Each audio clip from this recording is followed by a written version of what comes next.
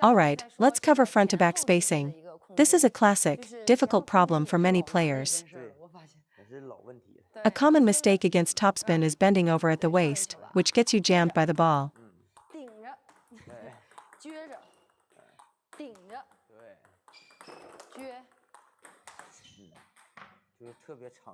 For instance, to loop a deep ball near the end line, you must be at mid-distance to create enough space and avoid getting jammed.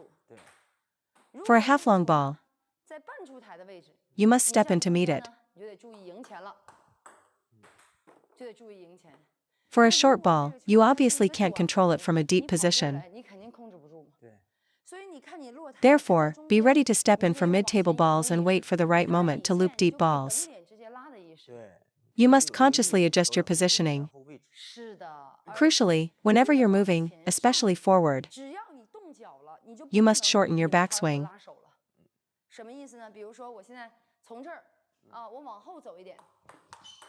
Keep the stroke compact. This point is critical and a very common mistake among amateur players. When stepping in,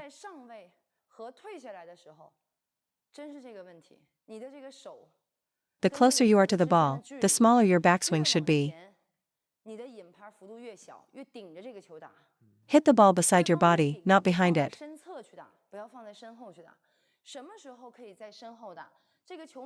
You can only hit from behind your body when the ball is slow and you are generating your own power with full body rotation. Otherwise, whether looping from a stationary position or stepping in, you must contact the ball in front or to your side. The common amateur mistake is taking a large backswing when moving forward, which creates too much space and leads to errors. For example, on a half-high ball, players often take a big backswing and completely misjudge the contact point. Many spacing issues are caused by improper backswing, footwork, and body positioning. When your sense of spacing is good, every shot feels comfortable and efficient. So when you step in, maintain the correct distance to the ball. The further you move in, the more compact your stroke must be. If a ball comes shorter than expected, don't swing wildly. A big swing will cause you to miss the ball completely. When moving forward, your paddle should go directly to the ball to cover that distance. This is even more obvious on the backhand side. For a short ball, you should be able to step in and flick or punch it. However, many players don't prepare their racket position first, which severely limits their ability to adjust. This is because the perceived height of a short ball is different when you are close versus far from the table. If you take a backswing while moving in, the ball will have already dropped below the ideal hitting point. And on a half-high ball, you'll still try to force a power shot from a bad position, resulting in an error. In these situations, don't pull your arm back. Your hand should move forward with your body, and upon arrival, execute a compact shot using combined force. Mastering front-to-back spacing is demanding. If you fail, one attack from you followed by a block from your opponent can end the point. We miss the contact point because we use a backswing and body turn when moving forward. For all forward movements, eliminate the turn and keep the racket in front. This applies to both forehand and backhand, just step in and hit. A typical problem is rushing the shot after the serve, hitting too early, and then getting jammed on the next ball. This happens often, leading to a complete loss of your own rhythm. So, what's the solution? I'll demonstrate a full table rally. No matter the shot, I maintain my own rhythm. Let's 走，走，走，看，哎，来球以后没事，啊，节奏，走，走，走，看。 Hey, 来球以后没事，啊，节奏，走，走，走，看。 Hey, 来球以后没事，啊，节奏，走，走，走，看。 Hey, 来球以后没事，啊，节奏，走，走，走，看。 Hey, 来球以后没事，啊，节奏，走，走，走，看。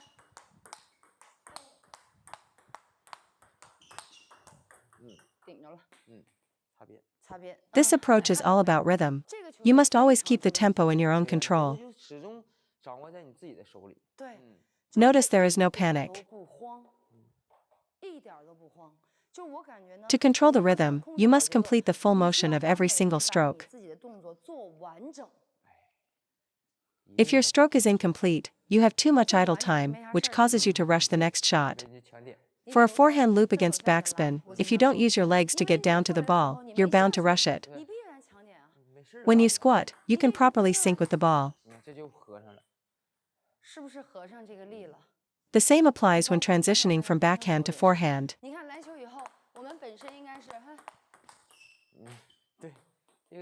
Many players lack the necessary footwork, body engagement, and full stroke mechanics. For those who rush their shots, if you focus on completing every stroke, you physically won't have time to rush.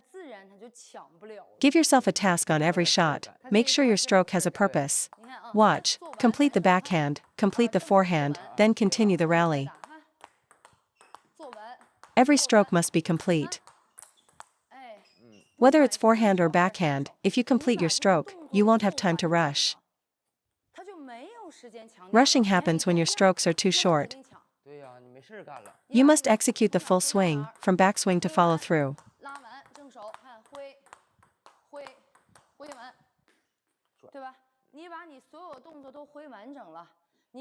Know your proper backswing position. Rushing is caused by not recovering, not taking a backswing, and not moving your feet, just poking at the ball. Without body engagement, the rally just gets faster and out of control. The root of rhythm problems is an incomplete stroke. Finish your stroke, and your rhythm will improve. In an attacking situation, you should wait for the ball slightly, then explode into the shot. The feeling is wait, bam. To describe it, the rhythm isn't uniform. It's a pause, pop, rhythm. It's a slight pause before impact. If you loop with a constant speed and no change in rhythm, your opponent can easily read it. But if you use that pause, pop, rhythm change, it becomes very deceptive. The same principle applies to serves. Many serves have good spin, but because the motion is at a constant speed,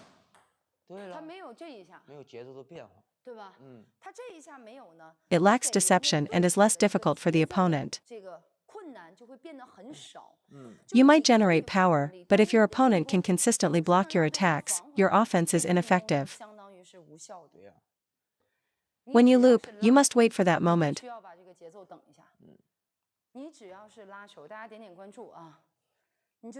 Then accelerate explosively. It's a pause and burst feeling. Not just using brute force with no quality. However, be very clear, when you hit or drive the ball, you must not wait. We were just discussing looping, so don't get this confused. Let's quickly cover hitting. To maximize speed and threat when hitting, your contact point should be on the rise. To maximize quality, contact at the peak of the bounce. But when hitting, you cannot wait. For example, with a backhand drive, you must contact the ball early.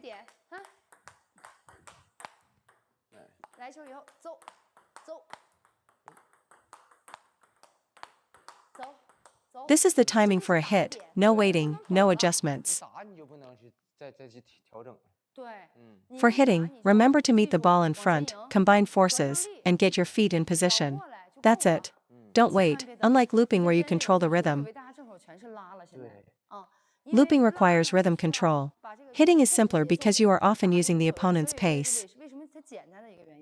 When you hit, you are borrowing their power to win the point with speed.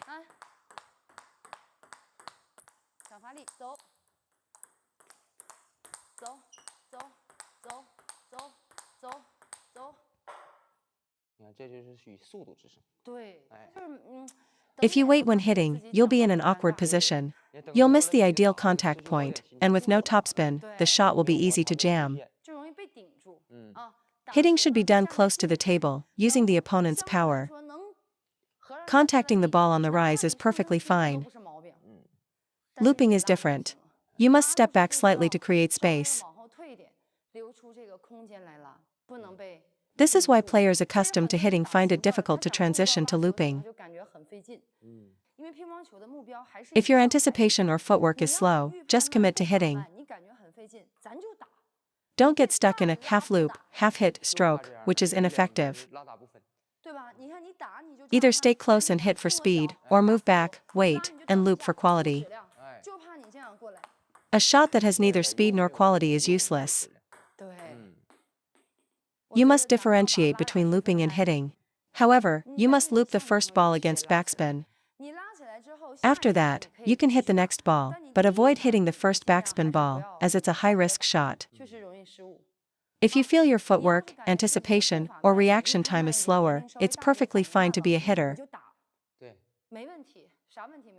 If you want to increase the quality, consistency, and spin of your topspin game, then you must learn to loop. Remember, hit from close to the table, loop from mid-distance. Differentiate these two clearly. Avoid the dangerous half-hit, half-loop stroke. To summarize hitting points for the forehand, hit or drive on the rise or at the peak. Loop at the peak or just as the ball begins to fall. Let me demonstrate. A close to the table hit is on the rise or at the peak. A loop is at the peak or in the early falling phase.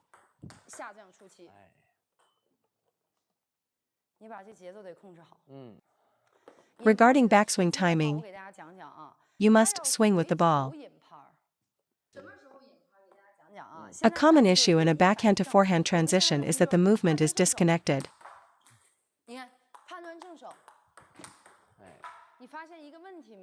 The incorrect sequence is, finish one shot, then move your feet and swing your arm at the same time for the next one. The correct sequence is a 3-beat rhythm: 1, hit, 2, move feet, 3, swing forward. Always move your feet before you swing. There is a beat in the rhythm dedicated just for your feet.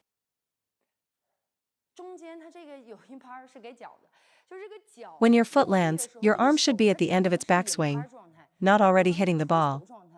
The common mistake is to finish a shot, immediately start the backswing, and then swing at the ball without moving your feet, especially on wide shots. This incorrect technique not only compromises the quality of the current shot, but also ruins your recovery for the next one.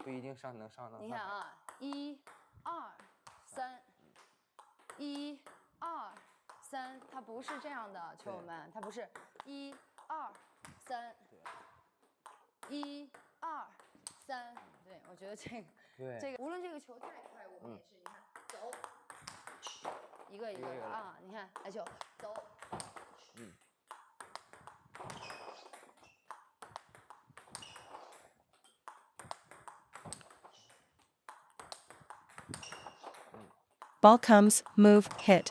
You must always maintain this fundamental rhythm.